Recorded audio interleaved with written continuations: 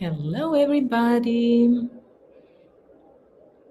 I'm just looking to see if this actually is live and it's connecting properly to my event.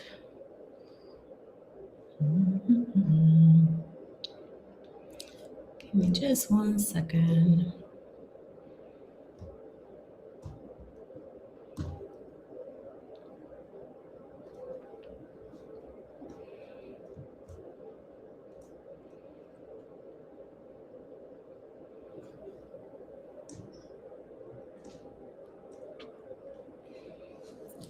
I'm just going to give it a second here to see if everything works properly. And it looks like it is. Oh, it takes about 30 seconds to a minute to actually connect to the event. So I'm not sure why that is, but I'm glad we figured it out.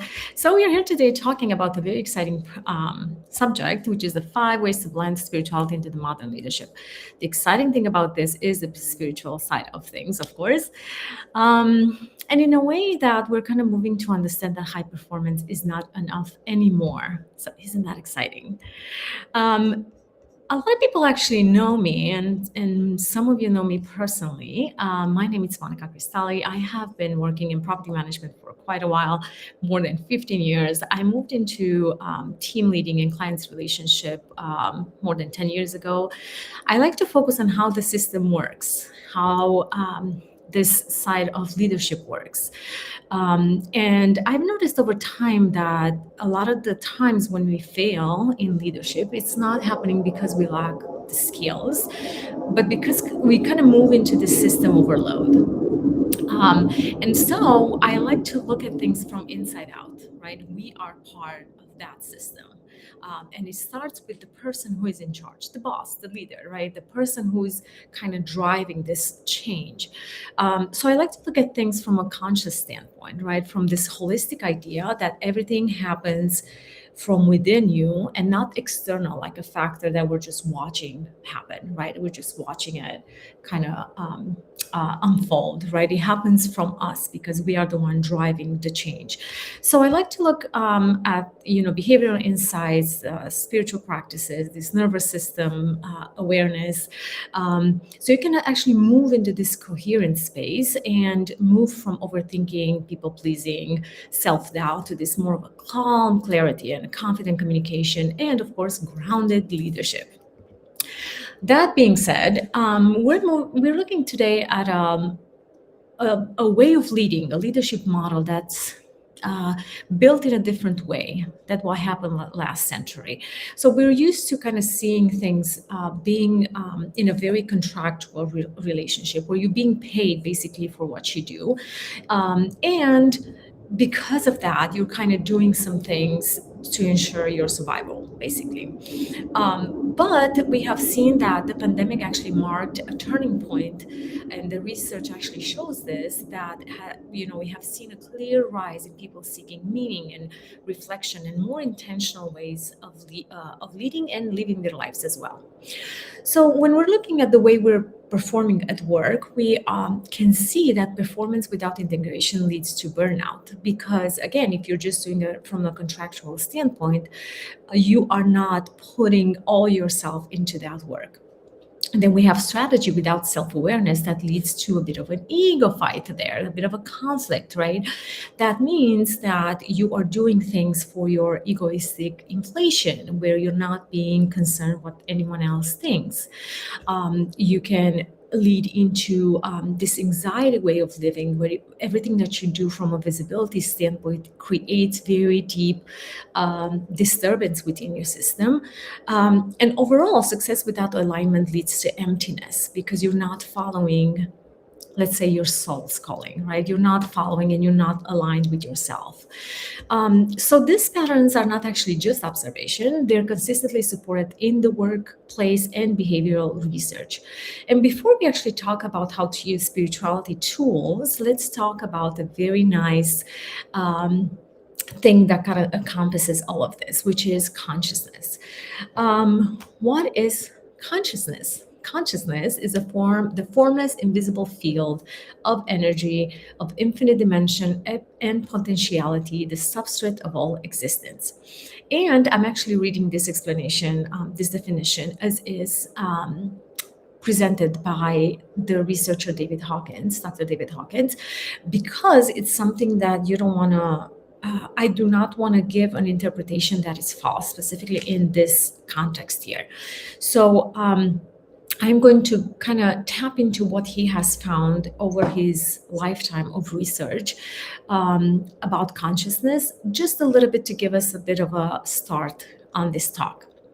So all that exists or has existence is an expression of consciousness.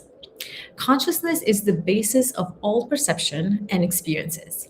So this is why from these three concepts here, I say that we are whole and complete at every moment of our evolution, because we are at every moment an expression, full and complete and absolutely perfect, of our consciousness at that particular moment. Consciousness is also the source of all creation. And yes, even AI is created this way because everything kind of exists as a concept before it exists as a thing in our 3D reality, right? So it's an idea first, then you're feeding that idea and it becomes a vision, then it becomes reality with work, right? Intention is not enough here. Like, we have to put in the work. And here, let's think about some examples. Let's take something tangible for a second. Let's think about a building, right? How is a building built? If you come with this idea, I'm going to build in this lot, I'm going to build an office building. You first think about it, and then you're going to draw the plans, and you're going to hire someone to do it for you. And then you're going to make it a vision. You're going to make it a plan on paper that exists as a vision right now. And so slowly it started to kind of catch form, even in your head, right? In your mind, it catches form. And then you put in the work, you hire the people, you get the funds, and then you create this building that appears as a thing, as a reality in our 3D world.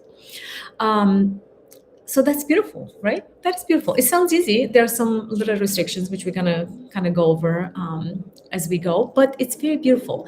And the two other things that I want to point out here is that consciousness is unlimited and infinite, and it's also the essence of life. So based on that, when I talk about spirituality, I don't talk about religion, right? I talk about this integration of high moral values and honoring our existence, our essence of who we are, or better say, what we are, right? So I led from performance stage, from this performance system, this performance field, let's say, for many, many years. When I moved to the United States in 2007, I actually focused on this. I focused how to adapt, how to achieve, how to not fall behind, to kind of master this competitive way of being, right? Then I moved into kind of learning the work ethics and, proving myself that I can do this. Even as an immigrant, I can do it. What I haven't mastered, and I realized this later on, was aligning my values that I had truth for myself with what I was doing.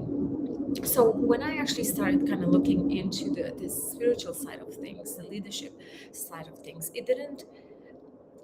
these ideas didn't enter my life with candles and crystals and and meditation. It was really like pretty dramatic and pretty rough, because I was losing sleep. Right? I was losing sleep. And I tried to figure out what is draining me, what some of these events that are happening to me are draining me so much. So what kept me awake, and what was a little bit beyond rational level of understanding patterns and behavioral, was why some people behave the way they do. So I am going to touch upon some steps to blend spiritual concepts into the modern way of leading. And hopefully it's going to be very helpful, because it helped me kind of step away from the classical thinking of someone trying to hurt someone else in a work field or even in your personal life. All right, so the first step is to recognize your power. For a very long time, I thought that having power is actually holding the title, the authority, right? Which kind of came with more and more assertiveness, being more loud and talkative. And of course, with that kind of means less emotional. But it turned out that, as I moved into my power, it was more and more when I stopped trying to be someone else. It was more when I was being myself. So I realized that emotionally intelligent, or the strategic depth, or calm observation, or reading the room before anyone spoke, it was really not weakness, right? It was an advanced perception. It was self-awareness, because it reconnects you with who you are beneath conditioning. So that means that you have to learn to know your strengths beyond your titles. To recognize your emotional patterns, which can only be the starting point to a very deep and very vast inner work. Absolutely fascinating, but it has to be done, and it's actually work, and a lot of it is not pleasant. And also you have to identify where you're overfunctioning, right? When you're, where are you outsourcing your authority rather than guiding from within? Because being aligned is and will always be beyond imitation. And this is funny because I looked into a lot of the marketing side of things. I've studied marketing, and I have a minor in marketing, but it was very fascinating how even today, when we have so many tools and when we're being encouraged to be authentic, there are still voices, there are teachers, there are actually programs you pay for that are telling you to imitate an account that is doing well on social media. Why would you do that? You are going to run out of fuel before you even get to share your ideas. So I think it's better to just be yourself and follow that flow and be authentic in your way of expression. Someone actually recently was saying, very interestingly, I think he was a behavioral researcher, that even being authentic in public, it's not actually full authenticity, because that raw form of being yourself can only happen when you are at home, when you are yourself. All right, let me just put this. I don't know what happened with my phone here. I apologize. All right, so it's better to check in with yourself, to be yourself and kind of have that full expression of yourself, and say, where did I act from alignment, and where did I kind of follow someone else's steps? Did I silence myself, right? Because this authority, or even the form of expression from an authentic side of things, starts from within. And we have seen from the Harvard Business Review that leaders with high self-awareness are significantly more effective and more trusted by teams. All right, step 2 is reach into your endless source. It is true that all sources of resolutions are within you, but we are not infinite in our expression. We are born with some limitations. Nobody wants to hear about that, because what we mostly hear about is we're infinite, we can do anything we put our head to. Not really. We have some limitations. I'm only going to touch upon 2 of those. We have some karmic propensities, and we have our human capacity restrictions. For example, we have a human body, right? By default, we cannot be an animal, right? So being everything that you want to be, except for being an animal or some bird, right? So these bodily restrictions means that we are going to have to walk, we're going to have to eat, we're going to have to rest. We cannot fly, right? We cannot live in very high altitude or at the bottom of the ocean. That is a body restriction. And we also have some bodily constructive errors, let's say. And here what I talk about is, for example, my mom has some problems with her eyes. And she was born this way. There's no surgery that can fix her vision. And she can be anything she wants to be in this lifetime, if she has the energy to do it at her age, if she has the will to do it. But she cannot be a pilot, she cannot drive a car, and whatever any other professions that require a 20/20 eyesight. So when someone says you can be anything that you want to be, there's some restrictions to that. That's very healthy and good to keep in mind. Also, what is the price? What is the cost for you to get somewhere? And if it's disturbing you too much, then that's something to keep in mind as well. That is a restriction, right? So how do we access this endless source from the consciousness, right? One of the things that I like to look at is being still, because stillness actually sharpens self-leadership, allowing your body to move into incoherence, and allows you to be present. Is it easy to sit still? It is not easy. Who said it's easy? A lot of people do not like to be still. There's always some tapping of the hands, some scratching. There's always something going on, right? And it takes a little time to learn how to do this. But discipline is actually very important when you're looking towards achieving your goals, because especially when you're changing something in your lifestyle, right? It takes about 3 weeks just to get used to the thought that you're going to be different, you're going to do something different. And so it takes practice. Everything takes practice. Meditation strengthens decision-making. There's a small percentage of the population, I understood, that cannot meditate for whatever reason. It makes them more disturbed than actually connected with themselves. But in general, meditation allows space for clarity to flow through, and connecting to that field that is above all made up patterns and labels and structures of yourself and society and our own perception. You move into a space that's above all that. And it's a wonderful thing for people who have been, who are used to meditating. It's a wonderful thing to actually tap into that. Alicia is saying, I have struggled with being still. Even now I have gotten better, but I have to make a conscious effort. Yes, I know, Alicia. It takes a while. It takes a while to get used to it.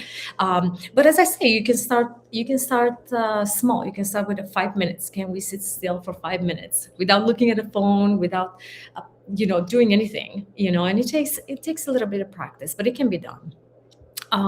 Also, there's a lot of research now connecting meditation to the physical and mental well-being and to the capacity to make decisions easier. Why? Because of this improved prefrontal cortex activity. Also, don't overthink it. This is also for stillness or for meditation as well. Moving to silence, I like silence. Silence tends to increase your intuition a lot. But how many of you like to stay in silence, right? A lot of us do not. And actually, I know a lot of people, majority of the people, as soon as they get home, turn on the TV, turn on the radio, get on the phone, listen to that podcast. There's always something going on, always some buzzing going on. And most of the time is because you don't want to sit with your thoughts and you don't want to sit with how you feel, which is even more dangerous sometimes, right? Dangerous quotation. So we rather just overfill our senses with all this extra information that we do not use. But clarity actually improves strategic vision, improves and kind of centers you and makes you think, what do I feel? What do I want? Is this how I want to live my life moving forward? So reaching to this endless source of inspiration, it's available to all of us, but we're not willing to give up time. We're not willing to give up our habits that are keeping us in the way we're doing our life right now. They're keeping us on the same path. To change something, you have to do something different, and that takes time and it takes discipline. So there's a lot of things that you can do here.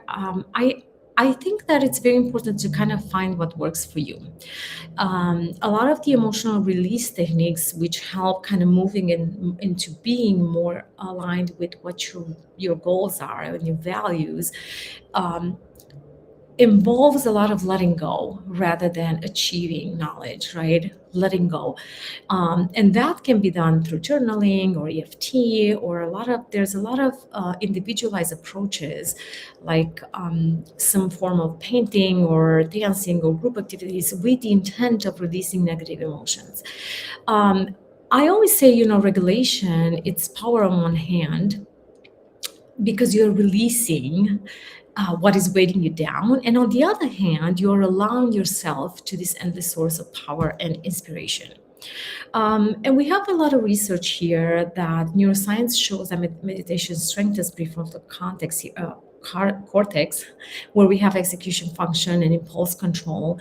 We are moving into regulating ourselves rather than reaction, right? Reacting from those negative emotions. We have the polyvagal theories where we see a demonstration how a regulated nervous system actually increases cognitive flexibility. So there's many benefits to that. You want to move from over-explaining, you want to move from dysregulation and move into finding that flow of yours, and where you can say, I am calm enough to be able to address this with calm. You want to be able to not be calm from a speech perspective or from a behavioral aspect of it, but also from clarity, to see more option and to hear more nuances of the same problem. And you can actually plan and respond more strategically. So the more you allow yourself to function without being regulated, the more you're drowning your own ability to be intuitive, to actually tap in this source of inspiration and creativity that exists, and it's accessible to all of us. Now, the third step here is trusting the path. Trusting the path even when you do not have full visibility. I know this one is kind of funny to think about because trusting your path does not mean passivity or blind trust, where you do not act in accordance with what we want to achieve, but it means to actually trust yourself, trust the truth. Because if you worry that the truth of saying or having a hard conversation will lead to an unknown path and you're avoiding it because of that, you have to kind of switch your thinking and think that this conversation, it's honoring me and honoring my truth, and therefore I'm going to allow it to show me what's going to be at the end of this conversation.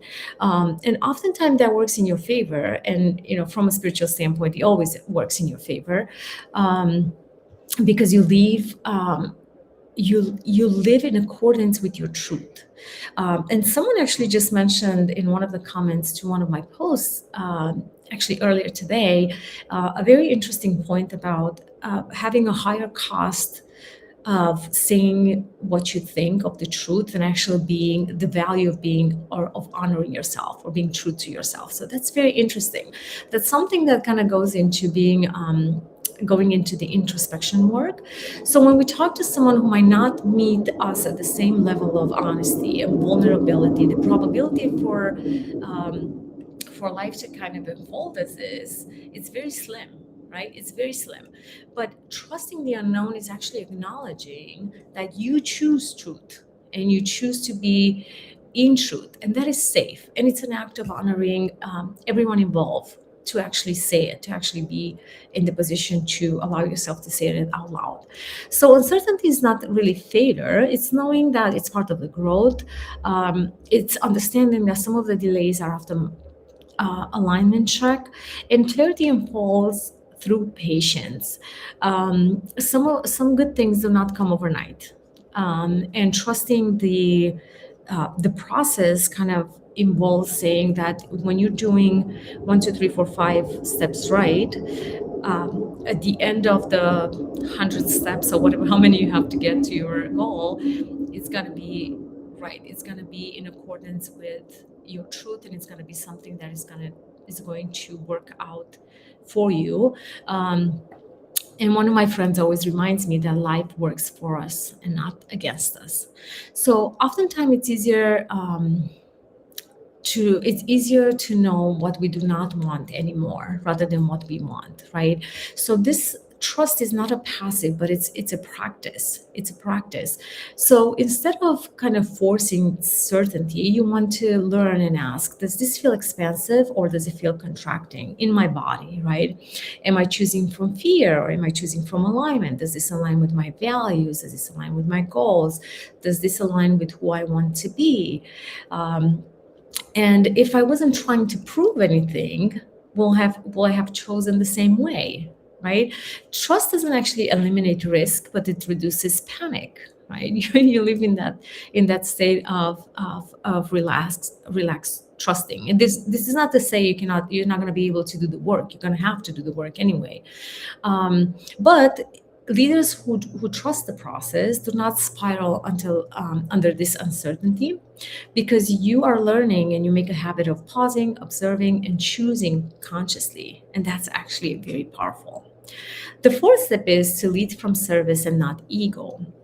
And that's actually very important here, because everything that we do has to be in service of the other. How can I help you?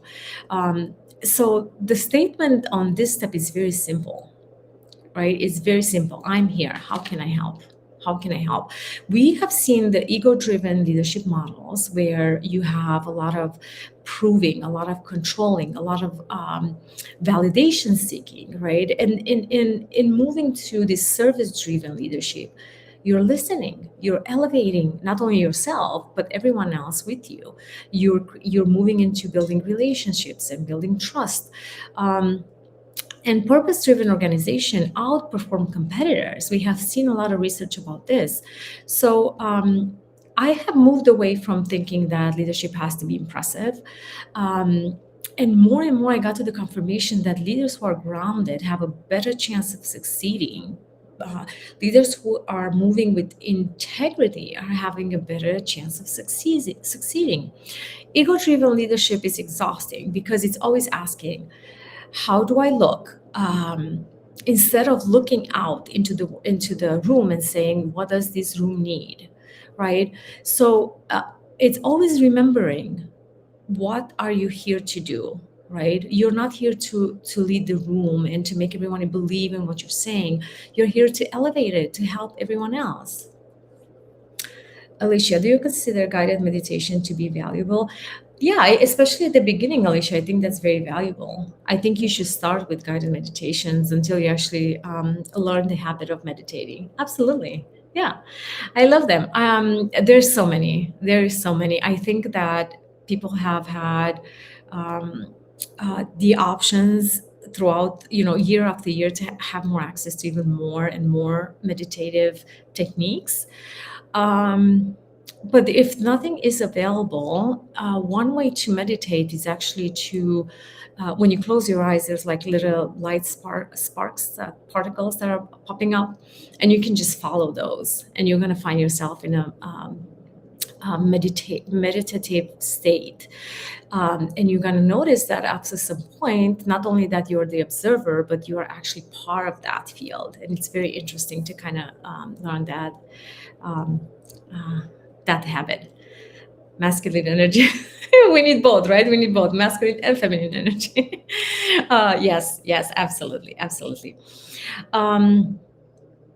So step 5 is actually aligning action with integrity, which is really, really a big deal. Congruence creates authority. Here we're talking about being in alignment, right? Misalignment creates burnout. Saying yes when you mean no. Why would you do that? We're doing it by default because we think, again, we're kind of projecting, and we're looking, what would the other person say? What would the other person feel, right? Then we are just kind of following that flow. Without realizing it, we're not ourselves anymore. So being ourselves is actually being in alignment with ourselves and staying integrous. Accepting roles that contradict our values, that is a big one. Silencing our intuition. Again, we have seen this a lot of times when people make a decision.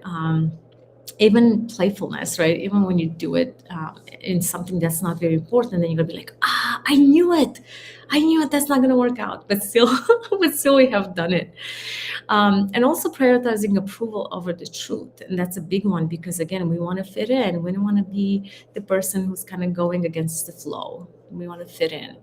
But if we're not aligning ourselves with integrity and with our values, we are going to suffer. And sometimes we're going to wake up very late in life and we're going to feel very sorry about a lot of the choices. So I say it's better to actually do something and learn from that something than live with the regret. Alicia sharing some tools inside timer for guided meditation. That's awesome. That is awesome. Okay, people feel alignment before they hear the words. Here is where the presence is very important when you actually step into the room. The deepest exhaustion I have experienced was really not the workload. It was from this misalignment, right? It's suppressing opinions to maintain harmony. As I said, you just want to fit in. You don't want to be the person who says, oh, this is not true, or this is not working out for me, or, oh, I think differently, right? Like most of the times you want to fit in. But a lot of the times when we're moving against our own values, we create a lot of this internal conflict. And then you're running into a whole bunch of issues. So if you are in alignment, your decisions are simpler. They're easily accessible, right? The communication actually strengthens. The boundaries are stabilized because you know what your boundaries are. So you follow your moral values and allow your work to reflect them. Don't go against that, because I'm going to sound like a preacher. I don't want to sound like a preacher. But you have one life and you want to live in accordance with your values. How do you want to live your life? Do you want to be someone who's like annoyed all the time and frustrated and not find its place, or it's grumpy, or it's like doesn't have time for anything or for anyone? Like, is that how you want to live your life, right? If your calendar contradicts your values, your energy will collapse at some point, right? I think it's just a matter of time. So authority is coherence, creating harmony in thinking and living your life, in serving your values, right? So here is like, you don't have to prove yourself anymore, because you are in that service. You are in that service mode. Integration is leadership. Here that we have seen a lot of the things. Sorry about that. We have seen a lot of the things where integration, spirituality, and leadership still is a taboo subject, but is not an add-on, right? It's actually how you live your life, internally and externally, right? From this idea of wholeness, you cannot split yourself. You cannot say, oh, my personal emotional Monica will stay at home, and my strategic and structured minded Monica will go to work. So we're not going to combine this two. Right? Everywhere you go, your whole package go. You go, everything of you goes.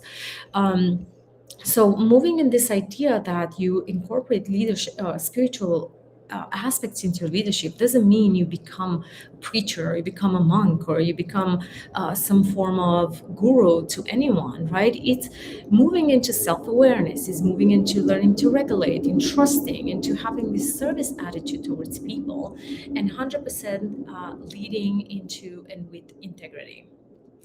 Oh, you're welcome, Alicia. Something sparked. That is very, very awesome. So this is not being soft. This is about being sustainable and honoring your life, honoring your work. So I hope this has been helpful. I'm going to address one quick question that I received about this topic, and I consider if I should start with this question from Dr. Moritz. Thank you so much for this question. How do you stay aligned when performance demands are high?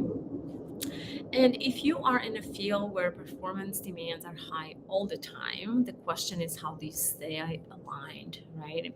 So what sits under this question is two things. When we ask the question in this way, we kind of see alignment separate from performance. We kind of see that alignment is here like a beautiful jacket, and when the demands are high, we're going to go to this jacket and put it on and be like, okay, I'm going to stay in this jacket now that demands are high. I don't see alignment as a mindset, right? When pressure rises, I'm going to be aligned into my values, because alignment is really part of who you are, or you're not. Right? So you are or you're not.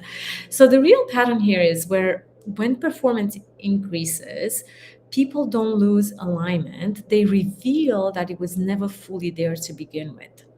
So this is not because you're weak or because someone is weak or incapable, but because we were taught to separate performance from alignment. So we were taught that alignment is very personal and soft and something you come back to when the work is done. But leadership and performance doesn't actually fracture after pressure. It fractures where? Inside the pressure, inside the moment, right? So that's where people start overriding themselves, right? We're saying yes when it's a no, we're moving fast when you actually need to take a break. You're performing in ways that disconnect from your own truth. So for me, alignment is not a luxury. It's not something you go and visit, right? It's really a foundation of how you lead or where you lead from at all times. So when that is actually set and real and strong, it doesn't pull you out of yourself, right? It actually shows how grounded you are in it. And this is where actually the shift happens, right? Instead of saying, how do I stay aligned when things get hard? The real question I would ask myself is, am I leading from alignment to begin with, right? Because when you are in alignment, your decisions are clear, your communication is clear, your energy doesn't fragment under pressure. When you're not in alignment, no amount of performance will compensate this gap, no matter what you do. Right? So what we're talking about here, it's not adding something new. It's actually returning inside, returning to something that should have been there to begin with. Okay. Oh, thank you, Alicia. This is wonderful. I really love your comments here. You're welcome. My pleasure of sharing. There's another question that I'm going to get to in 1 second, but I want to address this theme that was sent to me. How do you, Amanda was asking about accountability in general, right? And how do you make someone, or how do you make your team being accountable for themselves? I strongly believe you don't build accountability by pushing harder. You build by modeling clarity and calm. You are the model, right?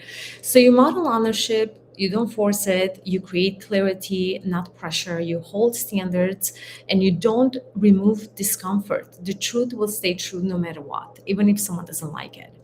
You stay regulated and not reactive. That is to move away from very low vibration emotional fields like fear or shame. And I think in one of my talks, I actually talked about the differences on the consciousness scale of this emotional, how they show up in the world and what's the behavior behind it. You ask to create ownership, right? You create ownership, and it looks different depending on what field you're in. You stop over owning. Not everything is on your shoulders. If you have a team, everybody should assume their own responsibility, and you make it safe. You make it safe, but not optional. Right? It's safe to be at fault, but own it. Own it. Yeah. Accountability rises when clarity, consistency, and calm exists. So oftentimes we look at them very on a surface level. We own in tasks and results and mistakes, but real accountability starts with you. Lead it before you expect it from someone else, right?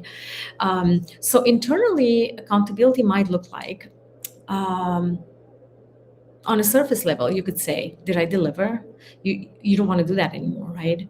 You can scratch that off and you can say, was I aligned with my goals? Probably if it's a goal meeting, if we're trying to accomplish something, or was I aligned with my values when I expressed my expectations for my team, right?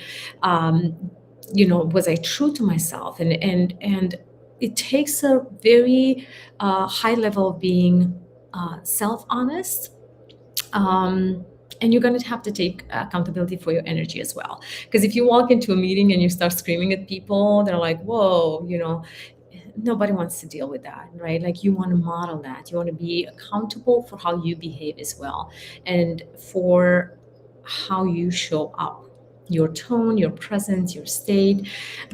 So teams don't just hear you, they actually fear you, right? So accountability is saying, I own how I show up within everything. right?